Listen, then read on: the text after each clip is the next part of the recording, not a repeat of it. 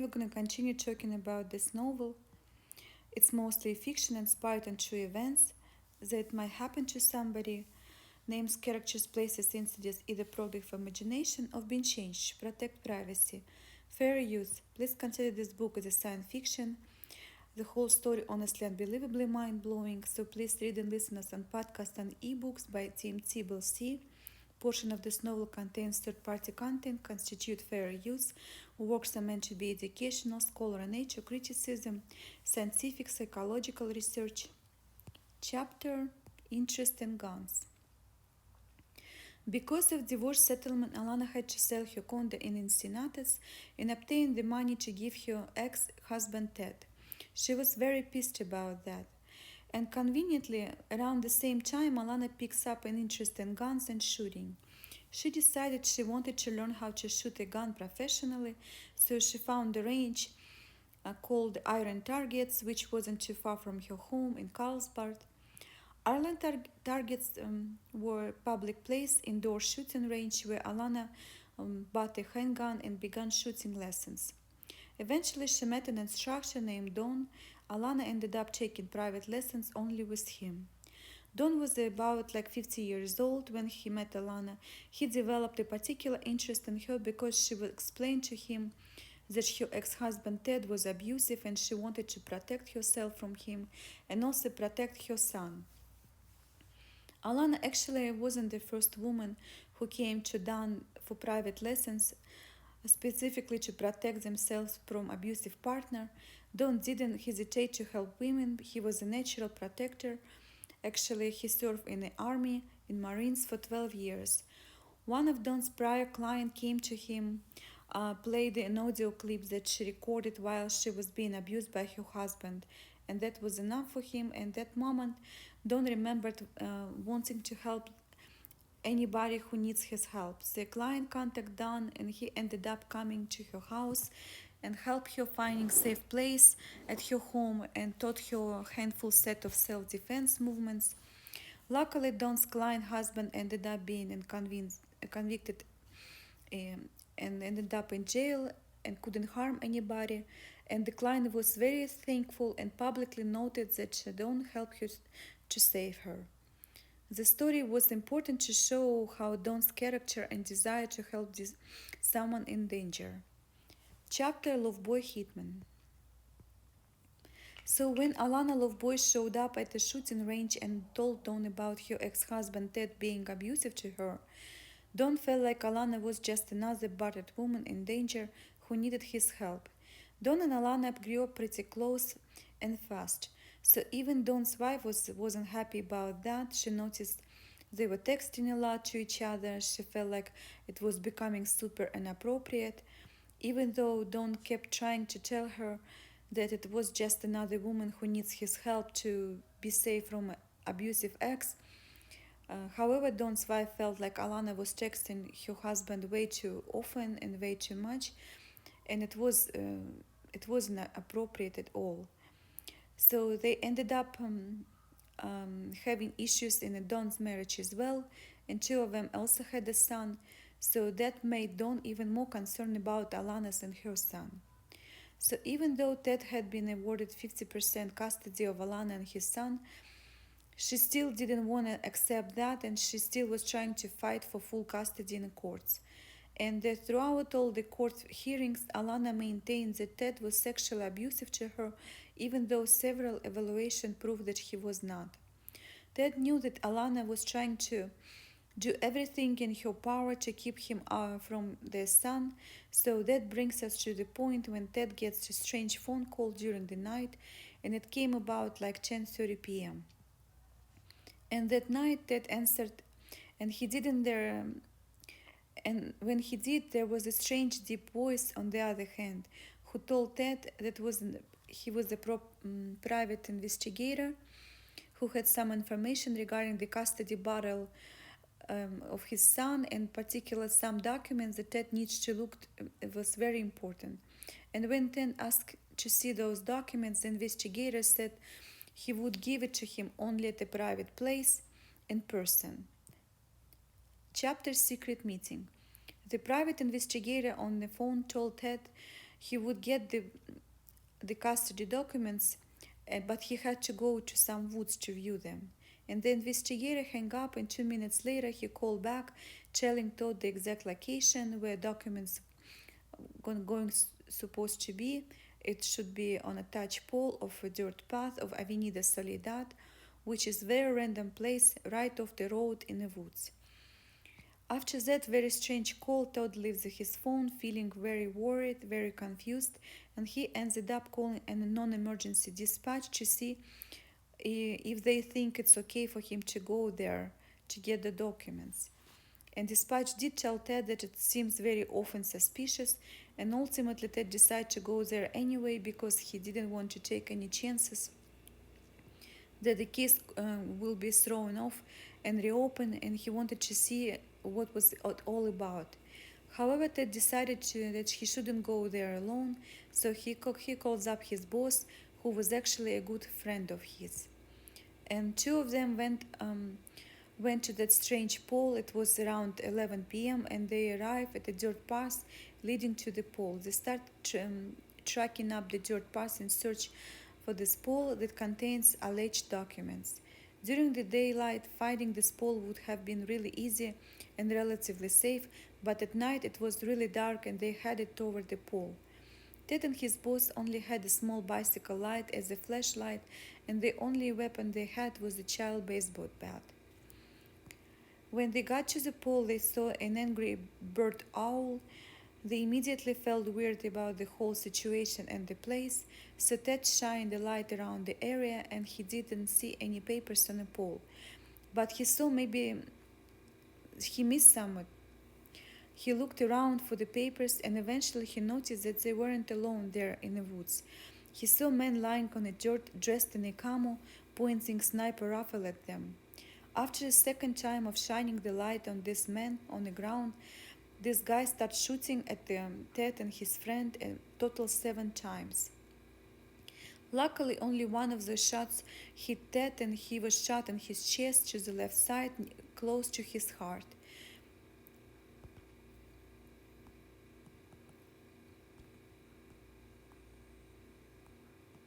Ted started just running away on adrenaline and he didn't even realize that he'd been shot until they got back into his car.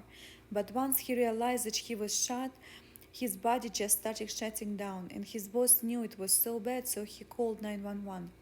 Quote, "This is 911, what's your emergency?" the operator asked. "My friend Ted just bleeding into the front seat of my car. He just been shot," Ted boss reported to 911. "Do you know who shot him?" the operator asked. "There was a guy lying down like a sniper on the ground when Ted pointed light at him and shot at us," the boss reported. Ted was quickly rushed into the hospital and police went out and searched the area. Even helicopters were circling around to see if they could find anybody. And the first police thought they were looking just for some random active shooter who was unrelated to why Ted and his boss were actually out there at night. But then police searched the area and they came up with really nothing. They didn't even find shell casings. And all that makes them feel really, really weird. They start thinking it was an experienced shooter and who had known how to collect and what to collect before leaving the crime scene.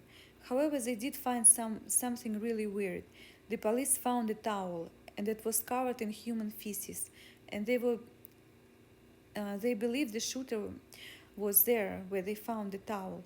Surgeon Earliest was one of the first at the scene, and she remembered something helpful. She remembered that Ted had called non-emergency dispatch right before the meeting at the woods and said he was being called out by a private investigator. Thankfully, Ted survived and he was able to talk to police about what he experienced. He also explained that he and his ex-wife Alana Loveboy were in horrible custody battle over the child, and he also said he didn't believe she was the one who shot him, but police obviously went to interview Alana and they found out her demeanor was way too off. It just didn't seem right. Chapter Alana's interrogation. When police went to interview Alana, one of the officers said she appeared to be giggling at one point and then was sad and crying.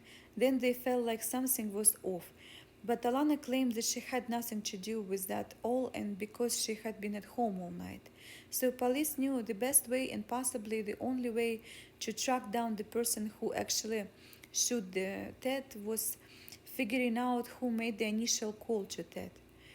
They felt like it was pretty obvious that Ted had been lured out to that remote location at night and that all had something to do with his divorce and custody battle over his son. So investigators started with tracing the cell phone number used to call Ted that night.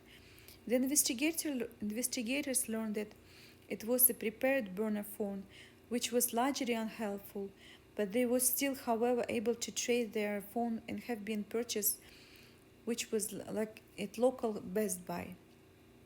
So police were able to obtain CCTV footage from that Best Buy, and they confirmed through the tapes waiting to see who exactly purchased that phone. It didn't take long enough until they spotted Alana Loveboy in the footage buying the burner phone that was used 2 weeks later to lure her husband Ted to the woods when he was supposed to be killed. Of course, this gave Carlsbad police enough evidence to arrest Alana right away and bring her for further interrogations. The police also searched her home and found the exact outfit that she was wearing at Best Buy footage buying the burner phone. However, when they brought Alana to the station, of course she denied everything, insisted that she was home that night, had nothing to do with all that happened to Ted. And interrogation room police straight up asked her if she hired somebody to kill her ex-husband Ted. Alana said that she did not, but it only took a little more time, pressing her to start for Alana to start opening up. She eventually told investigators about her relationship with the shooting range instructor Don, and she stated that Don volunteered to help her to protect her from abusive husband because she believed he was her boyfriend and because they slept together. So it turns out that Don's wife was all about Alana inappropriate texting her husband at night.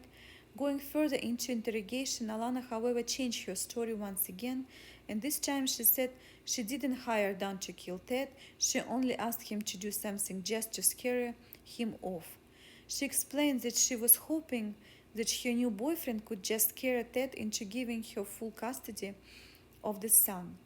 Alana told the police that she did pay Don $1,000 and planned to give him more right after it was all over, and she never wanted to kill her ex-husband Ted. She just wanted Don to confront him and intimidate him. The police asked Alana to walk them through the events of September 1st, and she said that she picked up Don at the park and gave him a ride.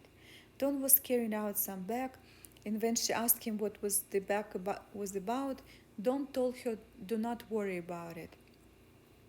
Alana told investigators that she didn't ask Don any more questions, and then she confesses that she actually picked up Don after the confrontation in the woods, and Don said things went wrong and he had no choice but shooting Ted or whoever was with him. As soon as Alana named Don as a shooter, the SWAT team rushed into his house. The first they called the landline and told Don's wife to grab the son and get out of the house. Not only SWAT team was planning on arresting Don and bringing him for questioning, but they also were going to be searching the entire house, and they didn't want to scare Don's wife or the child, so SWAT team asked her to get out of the house. Chapter SWAT team raid. SWAT team was looking for guns at the Don's house, and they did find a lot of guns, but not the one they will believe that was used to shoot Ted. That was until they reached garage. In the garage area, they found upper and lower assemblies for R-15, which was they believed Don used to shoot Ted.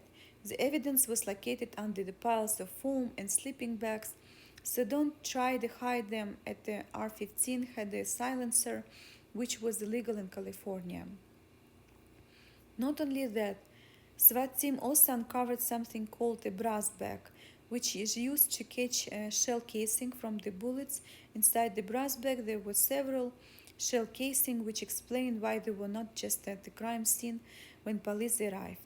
So SWAT team also searched his car, and they found the camo jacket and black pants that were covered in dirt and shit. So they were pretty much a slam dunk case to convict both Alana and her love boy Don.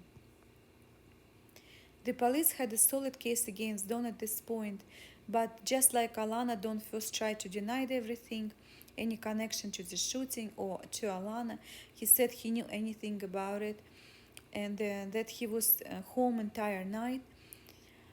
So police asked for his cell phone and he refused to hand it over, but they didn't even really need it because they already knew he was guilty.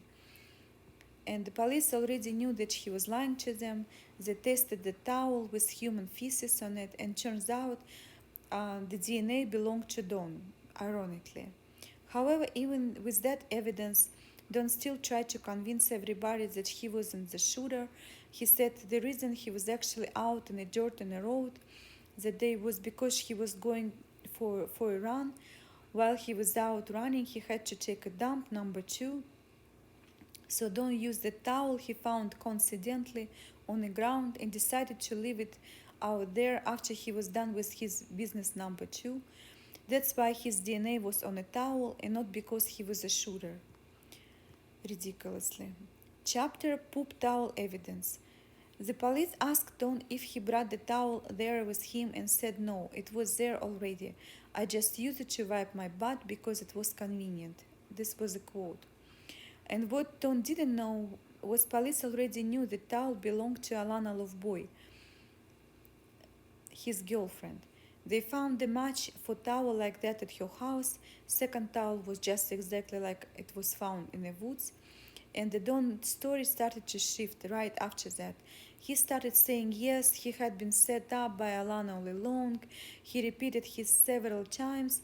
He ultimately knew the police thought he was guilty, even though Don tried out explained that Alana was setting him up without knowledge. Don admitted they were two having sex together, and he believed he was protecting Alana from her abusive husband. So on September 2nd, less than 2 weeks after the shooting, Alana and Don were booked on charges of conspiracy to commit murder and attempted murder. Of course, both of them entered no guilty plea, and the trial was set for October 17. Chapter The Trial. During the trial, the prosecuting attorney argued that Alana Loveboy paid Don McLean $1,000 to lure her ex-husband Ted out to a remote location with intent to kill him. The prosecutors argued that Alana's motives were to get full custody of the child, to get out of having to pay him $120,000 according to divorce settlement. However, prosecutor knew that Alana and her defense team would attempt to point fingers at Ted being sexually abuser, and at this case, of course, they decided to address it directly by getting him to take a stand. So when Ted took a stand, they asked him if he ever abused Alana and their son. Of course, Ted answered absolutely not. Ted explained that the reason he decided ultimately to go to the woods and see custody documents that night wasn't because he was guilty of anything, but because he had worked so hard to gain equal custody and he didn't want to lose anything or case to be reopened. However, the defense attorney argued there is no way innocent man would go out and seek out this information in the woods suspiciously unless he has something to hide. But Ted still maintained his innocence, and then defense also argued that the only reason he was lured out to that spot that night was not for the intention to being killed, but instead it was a way for Alana and Don to gather information against Ted for divorce custody battle. According to Don, he was simply there to take a video of Ted looking for the same information, which he and Alana would use to reopen custody case because they believed innocent men wouldn't just go out and seek information in the woods in the first place. And defense argued ridiculously that Alana and Don's intention was never to kill Ted, but only to go out there dressed up in a camo with arms 15 to gain evidence against Ted. Don even added that reason that he was armed in the ground during the accident was because he was in the military for a long time and this is how he felt safe in the woods at night, especially after Alana told him that Ted was a drug user who owned an unauthorized gun who could bring with him as a potential defense weapon. Don also testified that he waited out there for Ted that night to record him on a cell phone, but Ted got there and he realized that his plan to secretly record Ted on his phone wouldn't work because his phone had a flashlight and Ted obviously would be seeing that flashlight and the secret plan would be ruined. Don also said he freaked out when Ted was shining light at him and because it would give him a tactical advantage because it would mess with Don's vision and that's why he shot at him. He argued that it was self-defense shot because of flashlight. He freaked out and since and there was no witness however even witness from Don's side stated, quote, Don is a former military shooting instructor, could easily hit target 100 yards away. If Ted was only 20 yards away, Don would kill him instantly with no trouble. He would be having no trouble killing him easily because he was a professional. In order to prove that this was all premeditated, the prosecution ended bringing Alana's aunt into testifying as well. And Alana's aunt testified that at a restaurant on Christmas Eve, her niece Alana Loveboy pulled her aside and asked if she could help her to find somebody to kill Ted. So just like that, Alana and her loveboy Don were obviously playing with the fire. They were eventually found guilty on one count of attempted murder, one count of conspiracy to commit murder. Alana received a sentence of 26 years in life in prison and Don received 50 years life in prison. So he also was required to pay $500,000 in punitive damages to Ted. And Don was receiving his sentencing in a courtroom. Alana ended up passing out in a courtroom, so the sentencing got postponed for later.